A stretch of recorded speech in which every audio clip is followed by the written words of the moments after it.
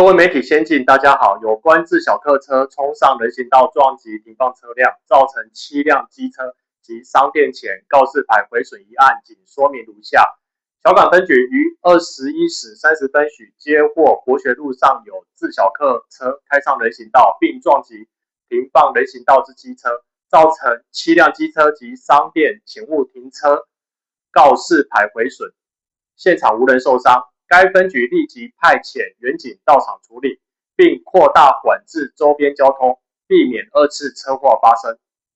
经初步调查，肇事陈姓男子33岁，驾驶自小客车，自称恍神不慎，冲上商店前人行道。经检测，肇事驾驶无饮酒情事，酒测值为0。